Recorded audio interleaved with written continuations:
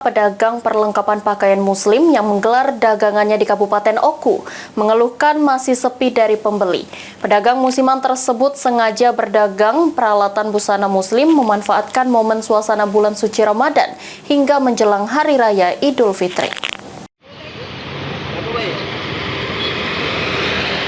Pedagang perlengkapan pakaian muslim yang menggelar dagangannya di Kabupaten Oku mengeluhkan masih sepi dari pembeli.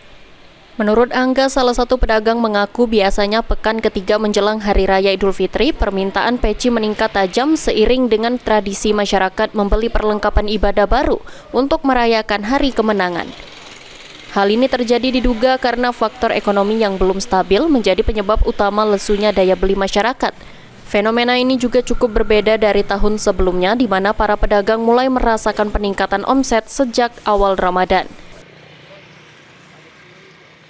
Jualan ini sehari bisa untung berapa nih, Kak? 120, Kak. Sehari nih? Iya. Kalau untuk peci yang banyak dicari, yang mana nih, Kak? Yang hitam jadi lah, songkok, Kak. Peci songkok ya? Iya. Berapa itu, Kak? 60 deh, Kak. 60 ya? Iya.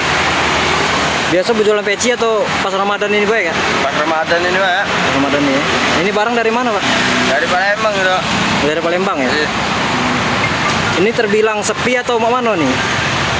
Kalau sekarang, Kak, yo masih agak sepi kan. Tapi kalau lah pertengahan puasa, yo mulai buyur, Kak. Biasa rame ya, Iya. tengah puasa ya? Iya.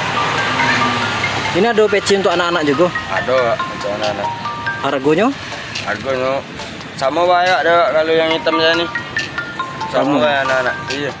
Peci yang sering diburu pembeli biasanya model songkok yang dijual harga Rp60.000.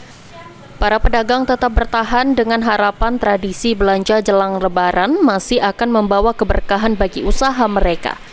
Yunin Yuniki, PAL TV.